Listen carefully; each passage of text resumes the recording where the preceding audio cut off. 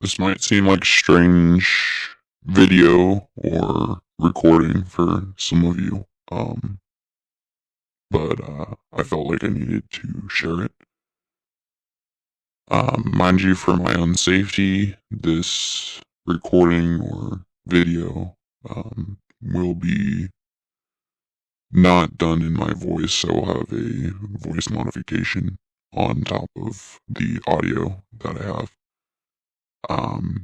But this is a story for those, well, it's not really a story, it's kind of a call to the church here in America.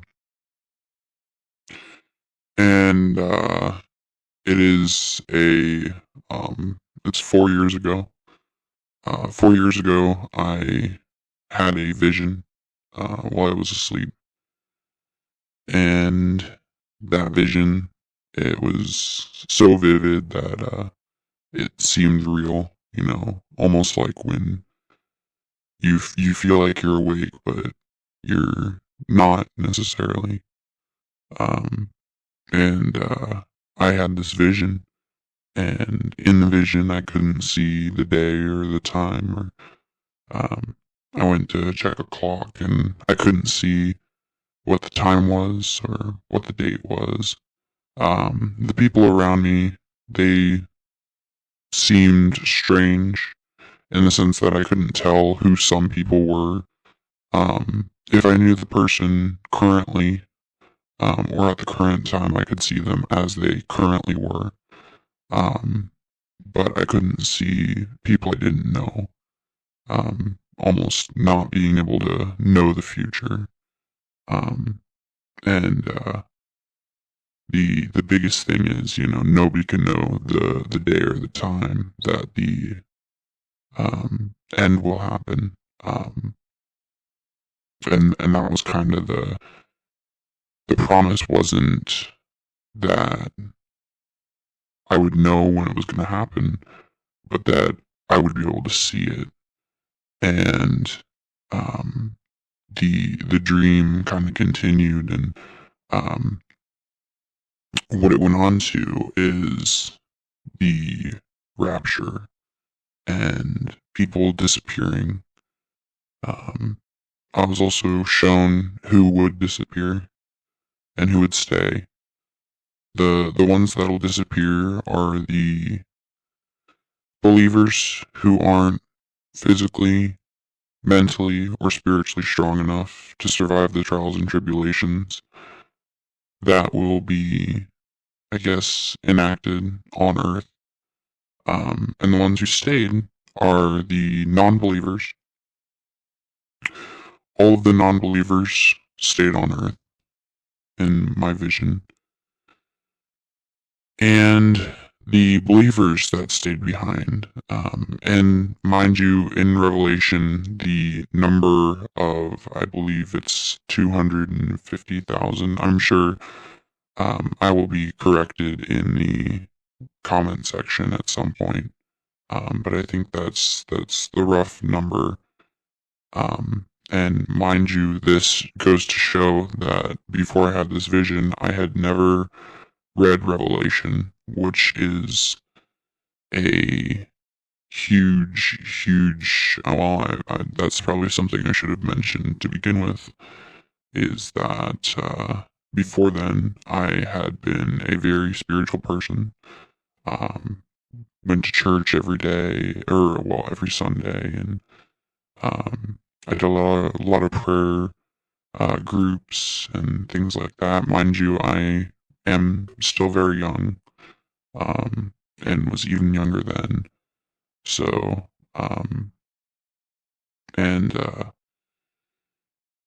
so I had never really, delved into Revelation or what that entailed, and I'd seen a few things, but, it was nothing more than, oh, Jesus is gonna come riding on a white horse from the skies, and the trumpets will blare, and that was pretty much all I had heard. So, as the stream goes on, Jesus comes back, and, and you hear the trumpets, and then It's silence. Nothing. And then the world just kind of goes black. And I'm pretty much living this out, and I'm just standing in the street, and there's people just disappearing. I mean, families are torn apart, and you know, moms just disappeared with the baby. Well, the son and the father and the daughter, they're all still here. Um, and what's really terrifying is after that, over the course of the next 8 years, um, the believers would do everything in their power to turn as many people as they could to Christ. And as I'm kind of living this, I had the very real realization that the believers could not die. They could still feel the pain and the suffering that they went through, but they could not die. So anything that was done to them, they could feel it, but it would not kill them. As it was their duty to stay behind on Earth and try to turn as many people to Christ as they could. And from there, I kind of fast forwarded. I think really the biggest thing there was kind of the promise that I would get to see the rapture and the end of times, and then the showing me that it is going to be hard, and that the believers will end up suffering. But after that, I found myself surrounded by a bunch of dark figures, and I was standing in the midst of a bunch of light figures. And mind you, I couldn't even see myself. I looked like I was still young at the time, and I looked like exactly like I did at the time of the vision, which at this point was, like I mentioned, 4 or 5 years ago. And I distinctively knew that each of the light figures were the believers. They were the last believers on Earth. And each of the dark figures were those who were trying to stop them. And as the dark figures closed around the light figures, I knew that they were preaching, and that was their calling.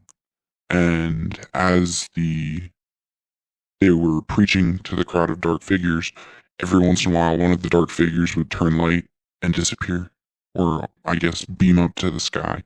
You would almost see like a beam of light every time one of these dark figures would turn light. And it's almost like they were saved, they went to heaven. You saved another one.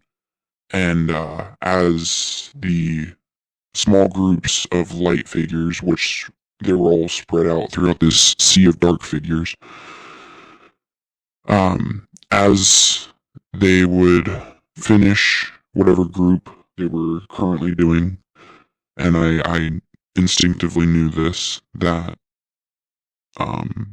they would also beam up themselves. So one whole group, all at the same time just went up, and I instinctively knew that meant, okay, all the dark figures around that group, there's no more that God, or that God knows that none of the rest of them are going to turn to Him. They're all going to turn away from Him. So that group was allowed to go to heaven. Almost like, you've done well. Now it's time for you to come home. And this persisted, I have no idea for how long. I mean, the dream itself in real life probably couldn't have taken more than a half an hour to an hour. But for me, it felt like, days, weeks, months, years. It was very, very long and very vivid and real dream. And as these groups started saving the dark figures and inadvertently, or I guess eventually, when they were finished with as many as they could in that area, or as many that would turn to Christ, they would beam up to heaven. And my group was the last group left. And I watched as the members of my group were beamed up to heaven. And eventually I was also beamed up to heaven. I knew that, that was our calling, and that was our duty. And since that was done, it was time to move on. And so I expected to, see what would happen next. All the believers in heaven, and but instead I found myself standing, almost overseeing a valley, and I looked around, and it was a very barren, desolate place, and off to the right side, you saw kind of a trail of grass, and I instinctively knew that led to heaven. And if you looked over to the left side, from where I was standing, it was entirely desolate and dark. And the first thing I noticed was the state of the people. The people on the right side, they were rejoicing, they were cheering, they were praising God, and them and the angels, they were all just worshiping God and having a good time, and it was almost like a party. And on the left side, the people were suffering, and it almost looked like they were starving, like they were dehydrated. A lot of them had burns on their skin. And I saw this, and they cried out, and they blamed God, and they said, "It's all your fault." And I saw the confrontation between God and the enemy. And I just knew from the look on, well, it was Jesus's face. I did not at all see God, and this goes back to when Moses couldn't see God, because nobody can gaze upon the true might of God and live to tell the tale. But I saw Jesus, and he looked visibly sad. He was saddened by, the reaction of the enemy and his followers. And he shed a couple of tears before he said, now it has come time to do your punishment. And I saw a crater open up, and he looked at them, and he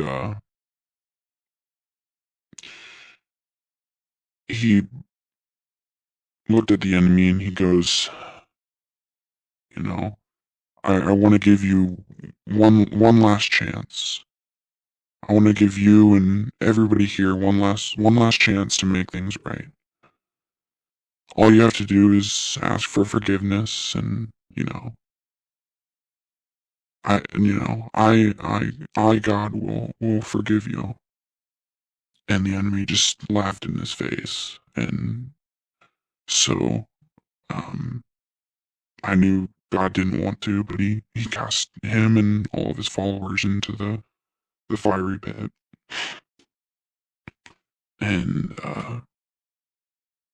you know, and then he said a little prayer, and he turned and walked back to, the party that was going on. And I'm just standing on the edge of this, ravine. And at this point, I have seen that the believers will essentially be tortured. I have seen the final battle. I've seen how it ends. And I turn to my right, and there stands Jesus, and he pretty much tells me, hey, it's okay. You don't have to be afraid. Because we've got you. And he said, it'll be difficult for the believers. I'm not going to say it's not. But everybody faces, trials, and that's why it's only the ones that are strong in their belief and strong physically and mentally that are going to be the ones that do this. Anybody who won't be able to make it will be ascended to heaven. And I remember asking, will my family suffer? Will my friends suffer? And I was pretty much told that, the people that will be placed around me, that they are strong in their belief, and there's a reason that they are standing beside me. And that is the same reason that all of the strong believers stand beside each other. And that is that when this happens, we will have to stand together. And we will have to help each other out. And so I just distinctly remember talking with Jesus, and, as he's explaining some of the things that'll happen, and, that it'll eventually be okay, that we'll all get to spend eternity in heaven, and, the new earth, and everything will be okay. There will be no pain, and, enduring 8 years of pain, and that was kind of my realization, okay, these believers will endure 8 years of pain to experience endless joy and laughter and freedom,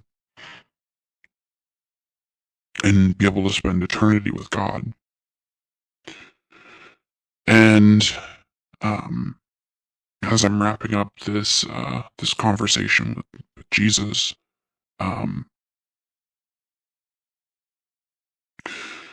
I felt somebody standing on my left, and I went to turn to my left, and Jesus kind of stops me, and he goes, no. And he goes, it's not your time to see him yet.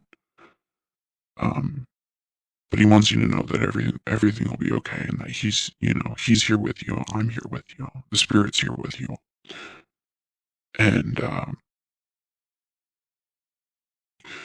the most real thing that came of this is I instinctively knew that the presence on my right was God, and that I couldn't look at him. As we all sin and we all fall short of the glory of God. And so I keep looking at Jesus, and I feel this warm touch on my left shoulder. And I woke up. It was about 4 or 5 in the morning, and I got up and I went to the bathroom, and I remember my shoulder still felt warm, and I took off my shirt, and I looked in the mirror, and distinctly, right on my left shoulder, there was a handprint. And it wasn't like it hurt. It was just warm. It was almost like when you leave your hand on your shoulder for too long, or a body part for too long and it leaves a print. That's exactly what it looked like. And I just remember it felt warm and I felt at peace. Um, and since then, there have been very few people that I have shared the story, um, and the story with, and there was a reason. There was a reason for it. But over the past week, and as things have begun to unfold, I felt the calling to record this. I don't know if it'll be posted the night that I'm recording it, or if it'll be posted weeks, months, even years later. But I know it will be posted, and I know that I was supposed to record this tonight. And really, what I want to end this off with, and I don't know how this is gonna be posted on a brand new channel. This channel will have no history, and if I do everything correctly, it will also have no ties back to me. But, and I don't know if I'm gonna post more videos on this channel or post anything that God calls me to post. This could be the only post that I ever make on this channel. So, what I want to leave you off with is this. If you're hearing this and you've listened to this whole message, don't be afraid. It's okay. God's with you. That is what He told me. And that is what He would want everyone to know that is listening to this. The next thing, this is, as I mentioned at the beginning, a call to arms. That is not to go fight, but that is to bring the church back to what it was. I feel the church has fallen short of what it once was, and it needs to turn back to God. Mind you, this is not all churches, this is not all Christians, but the church as a collective is no longer focused solely on God, and I feel that needs to change, and I believe so does God. If you are worried, and you are worried about what is going to happen, or you have questions, I will do my best to answer what I can, if it is posted on the comments. I will do my best to respond to any of those, or anyone who just needs to talk.